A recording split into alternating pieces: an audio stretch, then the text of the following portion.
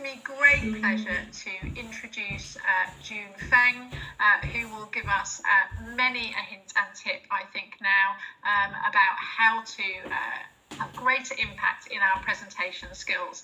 You can see an image on your screen now, those of you who can see a screen, of myself presenting to a group of new directors of children's services in Manchester last week. And I have to tell you that being in the room with the screen just behind you is a lot easier than doing it on Teams. But I'm now going to hand over to a virtuoso. And so, June, welcome, and over to you. Thank you. Thank you. Can you all hear me okay? Yes, can you all hear me all right? Yeah. Yes, thank you. That's great. I just want to make sure. Okay, thank you. My name is June, and I'm very privileged to have this opportunity to share with you with my topic, presenting with impact. So as you can see, I'm going to start with about me, and the main part, why presentation skills matter and what makes a great presenter, and finish with some further resources.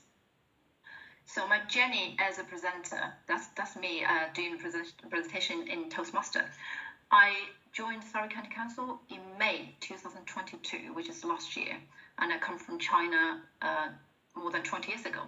But I'm still in the process of learning English and getting used to the culture. Most of you probably don't really realize that it actually takes me effort to say thank you and to add please at the end of sentence. It takes me more than 10 years to realize I could be regarded as impolite if I don't say please. But that's not what we do in China, because we, as close friends, it can be offensive to say thanks or please. So if I do forget, that's not me being impolite, that's just my culture. And that's probably because I regard you as my good friends. And I come from a education qualification. I started teaching when I was 15. So over the decades, I get in a habit or like occupational syndrome of keep on talking. I enjoy talking a lot with people. I enjoy myself. I don't know about other people who talk with me. So sometimes I can just go on and on without like an obvious purpose. I'm so grateful. Someone actually pointed out to me. This one time when I asked for performance feedback from my previous manager, Simon, he told me, when you are presenting in the meeting, sometimes you're a bit lack of focus. And that's a point when I think, well, actually, I need some kind of training. That's how I get into Walking Speakers Club. It's a local club of Toastmaster International. When it's called international, they've got over 15,000 clubs around the world. I joined in July last year. I presented 15 presentations, like prepared speech in public as practice. Because of my extraordinary enthusiasm, I was actually put in a position as a VP Public Relations, which basically means they get like free labor to promote walking clubs for free, But that's part of the reason why I'm here today, but that's not the only reason. Because really, a speaking club will provide you a safe environment to improve your public speaking skills, and you have a community to support in your learning process. So I would invite everyone to join a local club.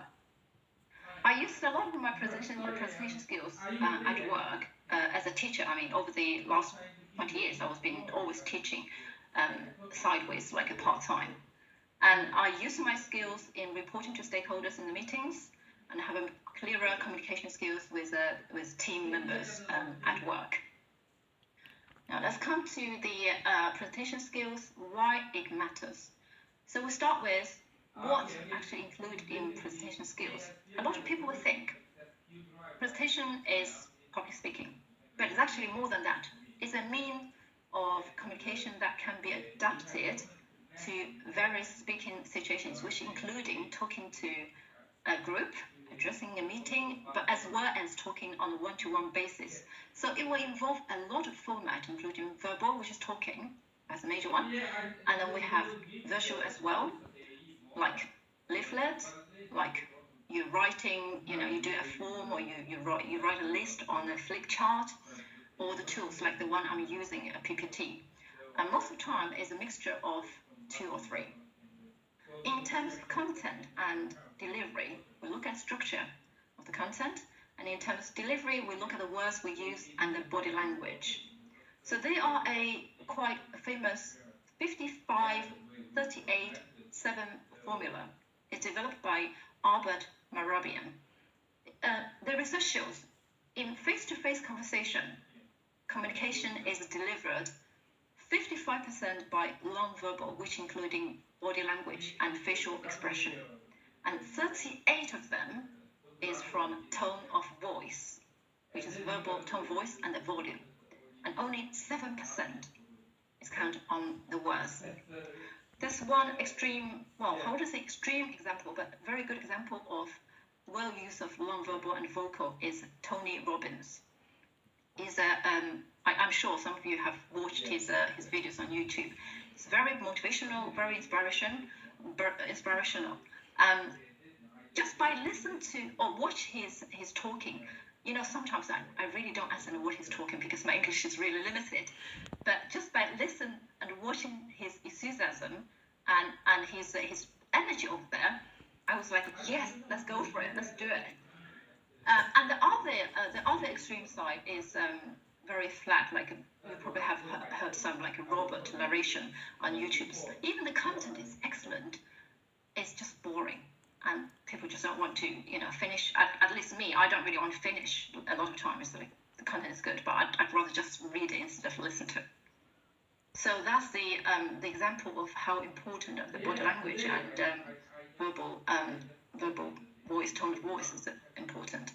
And the other advanced requirement for presentation skills is the awareness of a wider environment, which include, the styles of the presentation, like there's 4 major types: inform, persuade, entertain, and inspire. And after you choose the style, you know your audience, you know the context, and you pick up the feedback during the presentation, and you adapt to it. Okay, and the second part is, why do we need our presentation skills at work? Well, that's obvious, I would think. Every one of you, of us, really showed our presentation skills before we start working in Surrey County Council, because we all had interview. I believe that's true, right? Everyone has to have interview before you work in Surrey. And with these presentation skills, we can communicate effectively with team members, with colleagues, to avoid misunderstandings, so just smooth communication. And when it comes to reports in the meeting to the board to support decision making, we're trying to deliver information, inform them with structure and without ambiguity. And when it comes to negotiate with stakeholders and customers, we're trying to persuade the other party or parties to gain a mutual satisfactory outcome. So these are the direct benefits of presentation skills at work, but there's some other indirect ones as well. Say, for example, the team culture. So if we are good at presentation skills, we generally will be more transparent, will clear communication, and will build a stronger team. And as a result, we improve productivity in the team in a long term. And the other experience I had is I had better family relationships after I get better in my presentation with more focus. So we kind of like use our entertaining skills, trying to have clear understanding of the real meaning, the emotions, and we can avoid unnecessary conflicts. And there's a framework I use called non-violent communication. I'm still in practice, but it really works. It really works. And the other thing I really want to mention is well-being in general. I become more confident in general after I get more better in presentation skills, especially public speaking. I feel things are more in control. I have more doable attitude towards life, and I feel easy to inspire others to share my own story. By learning by practicing the presentation skills, actually we are tidying our inner thoughts. We're kind of make it more logical, make it more easy to understand, and also to understand myself better. So I would say before I was like a person full of personality but somehow hidden. But now I get more or better in knowing how to show those to people and how to communicate and exchange ideas with others in hope that I can become a better myself gradually. And I've got some examples of some famous public speakers. David Phillips, you can find them in TED and YouTube. They're all the screenshot from YouTube's. Tony Robbins, which is my favorite, and Wendy Lobon, and Simon Sinek, which he did a lot of talks on leadership and team building. And the next part is what makes a great presenter. We're all on the journey to be a great presenter. We're not great yet. So this one rule of thumb I think I can share with everyone is do it. Just as simple as that. Do it. Make mistakes quick, correct it quick, and improve it quick. If you just remember, just make it simple, is do it. So don't try to, well, if we look at the don'ts over here on this side, we don't try to look for excuses to avoid presenting, because a lot of people will think, well, it's not my turn now, I'm not ready, I need to learn this, I need to do that. But what I tell you is, no, don't do that, just go for it. And then the second thing is, don't focus too much on techniques, just be relaxed. Don't look at the details, just go for the major objectives, just have a go, have a try. And then you will see which part you need to improve on. And third one is, don't take feedback personally. Doesn't matter if it's positive or it's negative, which they call commendation or recommendation. So they are recommendation or commendation. They are towards your presentation instead of you personally. So if the advice or suggestion is constructive, take it. But if you feel I'm not at this point to actually adopting this suggestion, leave it for now until later when it comes to obvious. This is the next step for you to take, and then take some action then. And the next one is don't be afraid of making mistakes. Because making mistakes is just necessary. It's just the definite route you have to go through to make progress. So just go out there and make mistakes. And the last one I want to say is don't be shy to ask for help. I get a lot of free help from the club. I got a mentor. Ask them to proofread for me, to suggest me with better structure, with better wording, with the sentence structure, and then ask them to be my audience to rehearse. So I'm sure you've got some people around you to ask for advice or at least signpost you. So that's a way to get better on that. And then when we come to do's, first thing I want to mention is you believe you can present well. And that's a pure fact. So just imagine I come from China. I only start to learn my ABC in my high school, and I can present in English. So you're only going to do better. And the second one, knowing your audience, and then the next few, actually this three, should be put together as a group because it's all about preparation. So you know your objectives of the presentation, you get prepared for the structure and content. And that is, you know which style you want to use, or you want to inform, persuade, inspire, or entertain. And don't look into too much details on it. Just look at the overall objective. Just like when you're driving, you look at the road ahead. You don't look down on your feet or your hands. And the next one is keep it simple. So you might notice that in my presentation, I put everything in point of 3. So they have a golden rule of 3. So you try to make it as close to 3 as possible. You can do 4 or 5, but definitely not 10, because if you have more points, it will make people hard to remember, and they wouldn't really take in the information effectively.